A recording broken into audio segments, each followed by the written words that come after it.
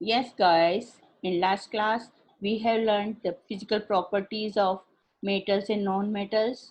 Now today we are going to start chemical properties of metals and non-metals. Okay? Yes, chemical properties of metals and non-metals. First topic is reaction with oxygen.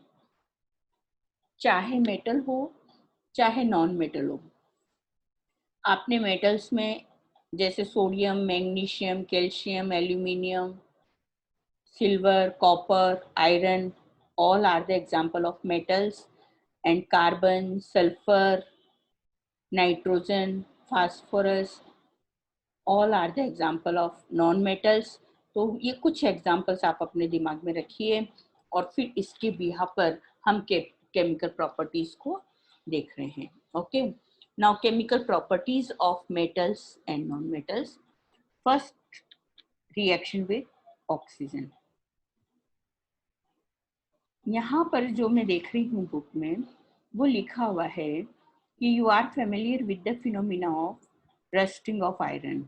आप यहाँ पर देख रहे हैं rusting. आपने देखा होगा ना कि रेनी सीजन में, बारिश के मौसम में जनरली क्योंकि मॉइस्चर ज़्यादा रहता है, तो जो आयरन होता है, आयरन से बने हुए कोई भी जो ऑब्जेक्ट होते हैं आयरन के, उनमें क्या लग जाता है?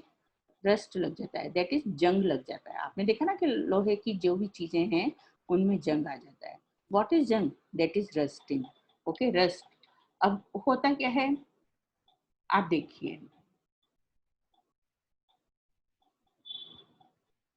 जो आयरन है, इन presence of moisture and oxygen, iron oxidized and form hydrated ferric oxide, and this is known as rust.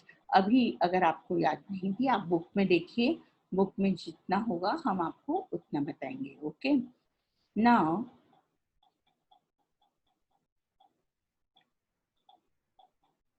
यहाँ पर आप देखें the process. See here, the process oxide formation take place. Complete the following reaction of iron and magnesium. Iron की reaction में आप देखें, iron, oxygen and water. Oxygen it means air, okay, and water it means moisture. अगर रेनी, क्योंकि बारिश के मौसम में मॉइस्चर ज़्यादा होता है और एयर और मॉइस्चर दोनों आयरन से मिलकर के और क्या करते हैं, रस्ट का फॉर्मेशन करते हैं. क्या बनता है? रस्ट बनता है. Okay, right. तो यहाँ पर क्या बनेगा? रस्ट. ठीक है, यहाँ पर क्या बना है? Rust. Okay, iron, oxygen plus water gives rust, and magnesium plus oxygen gives magnesium oxide. यहाँ पर भी आयरन का ऑक्साइड बनेगा, हाइड्रेटेड आयरन ऑक्साइड भी हम इसको बोल सकते हैं, and hydrated iron oxide that is known as rust. अब हम देखते हैं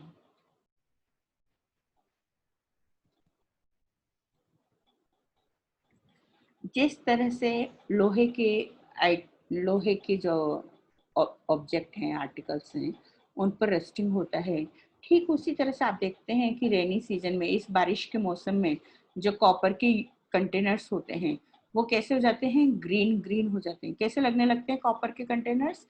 ग्रीन हो जाते हैं. ठीक है ना, तो दैट इज ऑल्सो कोरोजन. यहाँ पर आप देखिए, copper vessel is expose to moist air for long, it acquires a dull green coating. The green material is a mixture of copper hydroxide and copper carbonate. ये green color किसकी वजह से होता है? कौन से कंपाउंड का फॉर्मेशन होता है? Copper hydroxide and copper carbonate. And following reaction is the taken. Copper, moisture, moist air, तो एयर में कार्बन डाइऑक्साइड भी है, ऑक्सीजन भी है, मॉइस्चर भी है. ठीक है, ये जो एटमॉस्फेरिक मॉइस्ट एयर है, ये कॉपर से रिएक्ट होकर के क्या बनाती है? Copper hydroxide and copper carbonate. Due to the formation of copper hydroxide and copper carbonate, colour of copper looks green. Okay, now for example आप देखिए कि जब आप magnesium ribbon, burning of magnesium ribbon, then ash obtained on burning magnesium ribbon is dissolved in water and tested for its acidic or basic nature। नया topic आ गया। फिलहाल यहाँ पर केवल हमने एक ही बात देखी है कि जो मेटल्स हैं वो ऑक्सीजन के साथ रिएक्ट होकर के ऑक्साइड का फॉर्मेशन करती हैं, ऑक्सीडाइज हो जाती हैं। Metals get oxidised in presence of oxygen and in presence of moist air metal get corrode। Okay, second point है यहाँ पर जब हम देख रहे हैं, ये एक सेकेंड पॉइंट है, that is oxide of metals. जो मेटल के ऑक्साइड फॉर्म होते हैं उनका नेचर कैसा होता है, यानी कि नेचर एसिडिक होता है या बेसिक होता है।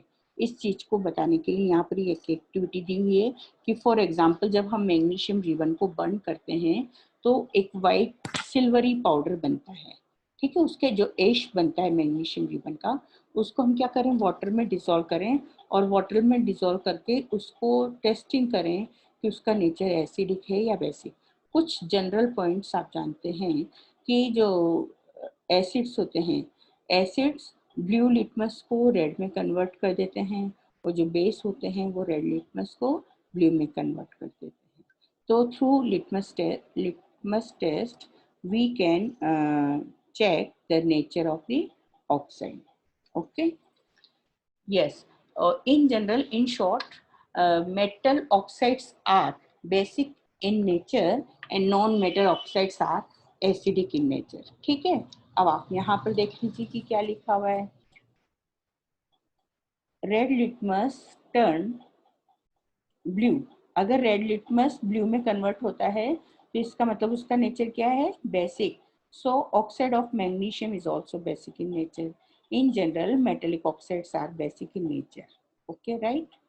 तो metal oxides are basic in nature. Now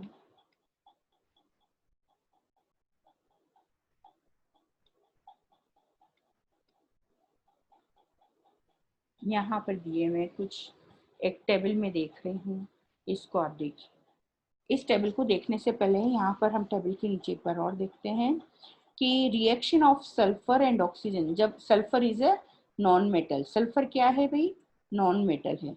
तो जो सल्फर है, जब हम सल्फर और ऑक्सीजन का रिएक्शन करवाएंगे तो इसका भी ऑक्साइड बनेगा, सल्फर डाइऑक्साइड फॉर्म होगा।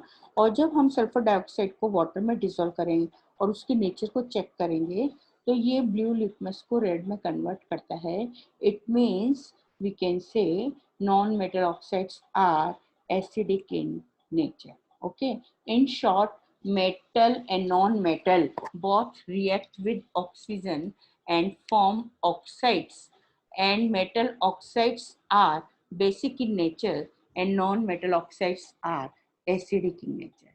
अब आप इस टेबल को देखिए, यहाँ पर कैल्शियम हाइड्रोक्साइड दिया हुआ है, मेटल कैल्शियम है और इसका जो नेम ऑफ द एसिड है वो सल्फ्यूरिक एसिड है और नॉन मेटल इसमें सल्फर है। यानी कुल मिलाकर के जो मेटल हैं, मेटल के हाइड्रोक्साइड्स जो भी बनेंगे वो सब बेस होंगे और जो नॉन मेटल के एसिड्स बनेंगे वो सब एसिडिक होंगे। Okay, non-metal oxide on dissolving in water form acids and metal oxide on dissolving in water form gas, right? Yes. Now next, for example, reaction sulfur dioxide and water. Sulfur dioxide, that is the oxide of non-metal, that is sulfur। Sulphur का reaction जब हमने oxygen से किया तो क्या बना, sulphur का oxide बना, दैट इज SO2। जब हमने सल्फर के ऑक्साइड को वाटर में डिसॉल्व किया तो क्या बना, करस्पॉन्डिंग एसिड बना, that is sulphurous acid H2SO3। sulfurous acid turns blue litmus paper red। This shows the oxide of non-metals are acidic in nature। Clear, समझ में आ गया सबको, बिल्कुल साफ साफ अच्छे से मैंने आपको बता दिया है। Non metal oxides are acidic and non-metal oxide when dissolved in water form acids, and metal oxides are basic in nature and when dissolved in water form base. Okay. And second is reaction with water. अभी हमने first topic क्या देखा, reaction with oxygen. Now next reaction is reaction with water. आप देखिए कि किस तरह से मेटल और नॉन मेटल वाटर से रिएक्शन शो करते हैं. यस, आप देखिए एक सोडियम का पीस अगर हम वाटर के अंदर डाल देते हैं तो एकदम से पॉप साउंड प्रोड्यूस होता है और कैच फायर, आग से लग जाती है. ठीक है. तो सोडियम, क्योंकि sodium is more reactive metal and react vigorously with cold water and form hydrogen gas. Okay. तो यहाँ पर देखिए क्या लिखा हुआ है, that sodium react vigorously with water, some other metals do not do so. For example, iron react with water slowly. तो आप देखिए कि जो वाटर के साथ रिएक्शन है, सभी मेटल्स वाटर से वाइग्रसली रिएक्ट नहीं होते. Only and only more reactive metals can be react with water. Water के साथ में कौन रिएक्ट हो सकता है? जो हाईली रिएक्टिव मेटल्स हैं. For example sodium metal, potassium metal react with water. Okay. तो जनरली जो नॉन मेटल्स हैं, non metals do not react with water though they may be very reactive in air. जो non metals होते हैं वो water के साथ वाइब्रेसली react नहीं होते, जबकि कुछ नॉन मेटल्स ऐसे भी हैं जो कि एयर में हाईली रिएक्टिव होते हैं. और such non metals are stored in water. जो नॉन मेटल्स हाईली रिएक्टिव हैं एयर में लेकिन वाटर से रिएक्ट नहीं होते, तो उन ऐसे नॉन मेटल्स को हम क्या करते हैं, वाटर के अंदर स्टोर करके रखते हैं. और इसका बेस्ट एग्जाम्पल है फॉस्फोरस. आप आगे देखिए क्या लिखा हुआ है. For example phosphorus is a very reactive non-metal and it catches fire if exposed to air. To prevent the contact of phosphorus with atmospheric oxygen, it is stored in water. ठीक है. तो जो वाइट फास्फोरस होता है वो काफी reactive होता है और एयर के साथ रिएक्ट होकर के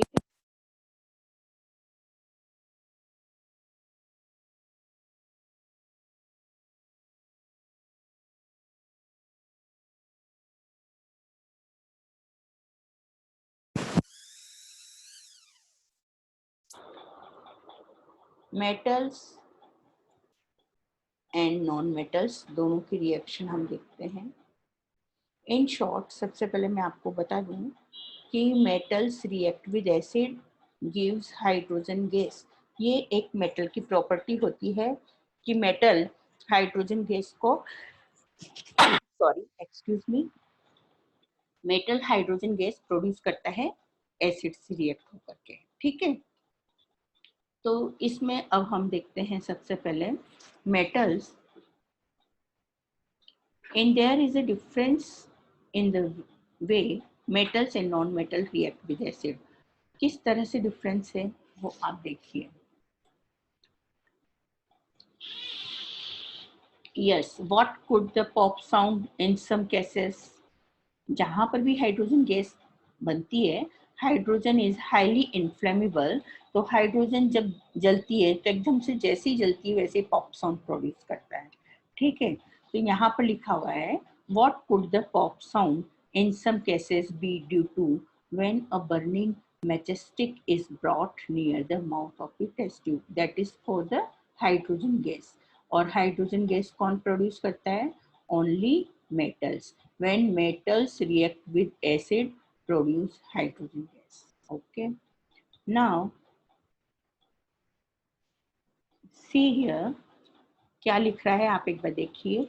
You must have found that non-metals generally do not react with acids, but metals react with acid and produce hydrogen gas that burns with a pop sound. You must have noticed that copper does not react with dilute hydrochloric acid. even on heating, but it react with sulfuric acid. ठीक है, कुछ metals ऐसी होती हैं, for example जो copper है, copper का reaction यदि हम हाइड्रोक्लोरिक एसिड से करना चाहें तो हाइड्रोक्लोरिक एसिड के साथ में कॉपर रिएक्ट नहीं होता, और इवन हॉट एसिड के साथ में भी रिएक्ट नहीं होता। लेकिन यदि हम सल्फ्यूरिक एसिड और नाइट के साथ उसका रिएक्शन करते हैं तो वो कॉपर रिएक्ट हो सकता है, because copper is less reactive metal. Now what does the pop sound indicate? The pop sound indicates that the presence of hydrogen gas. जहाँ पर भी pop sound प्रोड्यूस होगा, it means वहाँ कौन सी गैस प्रोड्यूस हो रही है? Hydrogen. Metals react with sodium hydroxide to produce hydrogen gas also. जो मेटल्स हैं एसिड के साथ रिएक्ट होकर के हाइड्रोजन गैस देती हैं, लेकिन एज वेल एज जो मेटल्स हैं वो सोडियम हाइड्रोक्साइड के साथ रिएक्ट होकर के भी हाइड्रोजन गैस देती हैं. Highly reactive metal react with sodium hydroxide and produce hydrogen gas.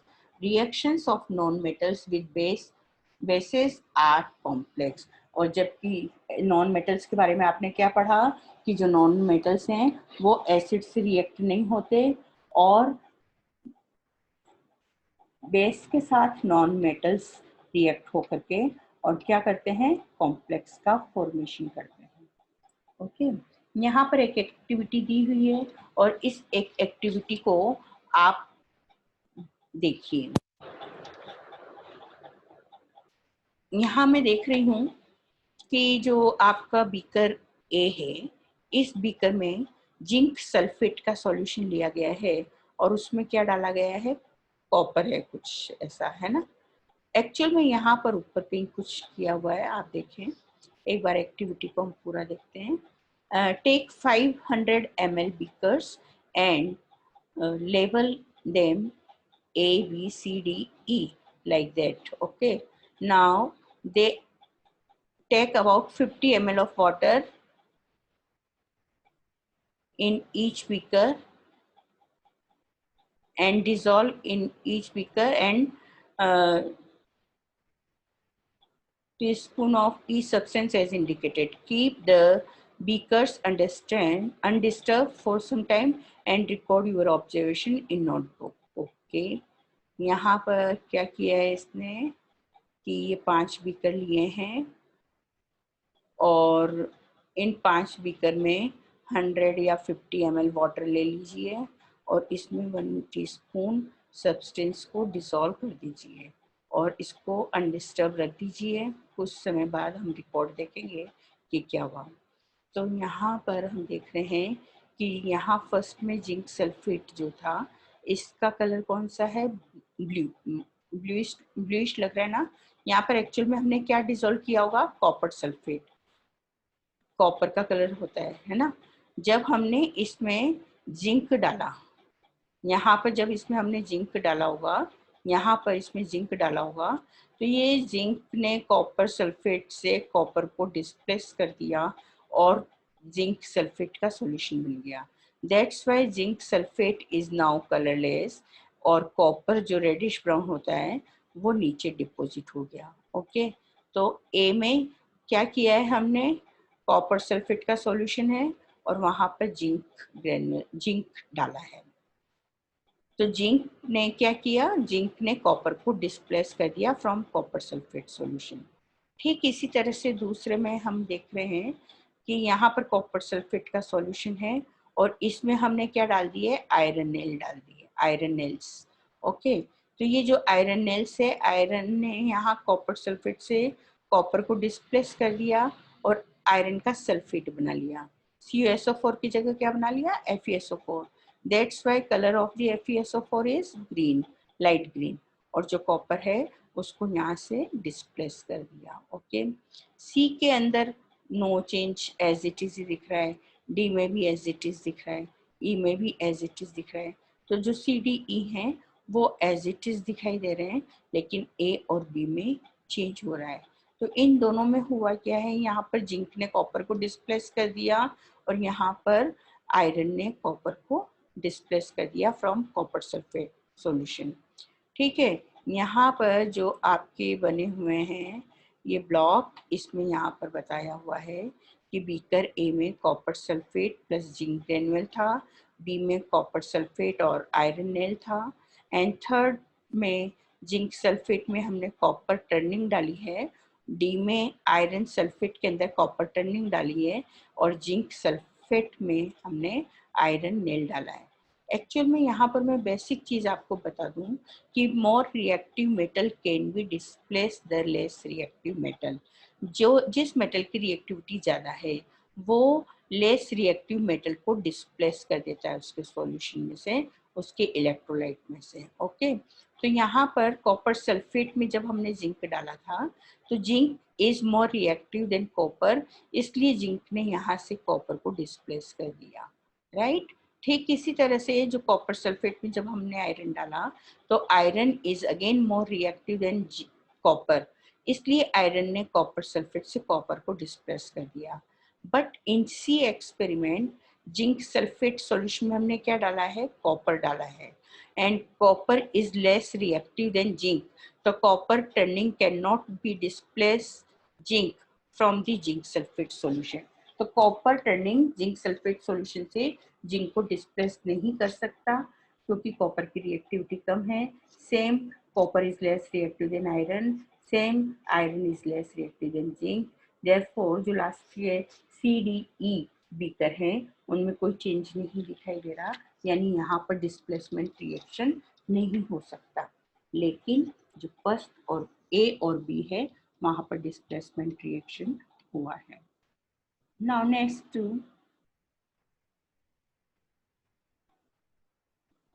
now you have read that one metal displaces another metal from its compound in aqueous solution. Okay. For example, copper sulfate react with zinc, form zinc sulfate and copper, यानी zinc ने copper को displace किया है। Okay, zinc is more reactive than copper and iron, इसलिए zinc copper को भी displace कर सकता है और आयरन को भी डिस्प्लेस कर सकता है। A more reactive metal can replace a less reactive metal, but less reactive metal cannot replace more reactive metal. इसलिए कॉपर जिंक को रिप्लेस नहीं कर सकता, जिंक कॉपर को रिप्लेस कर सकता है लेकिन कॉपर जिंक को रिप्लेस नहीं कर सकता। ठीक है, समझ में आ गई? Activities clear? Very very important. आप ये मान करके चलिए कि इस तरह की एक एक्टिविटी आपसे जरूर एग्जाम में पूछी जाती है। यहाँ पर जो आपकी बुक में दी हुई है, copper sulphate plus zinc give zinc sulphate plus copper, very very very important. 100% आप मान के चलिए कि एग्जाम में आपसे पूछी जाती है। Okay, now next topic, uses of metals and non metals. हम वैसे तो ऑलमोस्ट सारे यूजेस जानते हैं मेटल्स एंड नॉन मेटल्स के, लेकिन फिर भी एक बार आप बुक में देख लीजिए कि what are the uses of metals and non metals. Metals are used in making machinery, automobiles, aeroplane, train, satellites, industrial gadgets, cooking utensils, water boiler, etc. Okay, and non metals की uses are very very important, आपको याद होना चाहिए। Non metal is essential for our life. आप देखिए कि हमें जिंदा रहने के लिए, सर्वाइव करने के लिए क्या चाहिए? ऑक्सीजन। व्हेन वी ब्रीथिंग, तो हम किसको इनहेल करते हैं? ऑक्सीजन को, and oxygen is non metal. तो आप यहाँ देख रहे हैं non metal is essential for our life which all living beings inhale during breathing, that is oxygen. Non-metal used in fertilizers to enhance the growth of plants के लिए nitrogen is very very important. Nitrogen, phosphorus plants के लिए, fertiliser के लिए बहुत जरूरी है। और ये क्या है? Non metals. Non metal use in water purification process, water को प्योर करने के लिए हम उसमें क्या डालते हैं? क्लोरीन डाला जाता है, क्लोरीन के द्वारा वाटर को प्योर किया जाता है, and chlorine is non metal. And non metal used in the purple colour solution which is applied on wounds as an antiseptic, yes, tincture iodine. Okay, iodine का कलर कौन सा होता है? Purple. Now non metals used in crackers, ठीक है, phosphorus का use किया जाता है क्रैकर्स में because phosphorus is highly reactive and can be catch fire easily. Okay, therefore all these are the uses of non-metals and these are the uses of metals. ठीक है, इसी के साथ आपका चैप्टर खत्म होता है, uses of metals and non metals, और जो एक्टिविटी यानी रिप्लेसमेंट रिएक्शन जो आपने देखा है वो रिएक्शन आप अच्छी तरह से उस एक्टिविटी को एक बार वापस देखिए। तो मेटल नॉन मेटल के पूरा शॉर्ट में आप मेटल नॉन मेटल की properties, physical properties, chemical properties में यहाँ पर reaction with oxygen and reaction with water and reaction with acid and reaction with base, चार चीजें आपने पढ़ी है, क्योंकि more reactive metal react with acid as well as base gives hydrogen gas that is with pop sound, burning with pop sound. Okay, इसी के साथ आपका चैप्टर एक बार क्लियर हुआ, एक बार आप इस पर नजर डाल लीजिए। If you have any doubt then ask to me, और भी कोई डाउट हो तो आप कभी भी पूछ सकते हैं, right? Okay, thanks to all. ठीक है।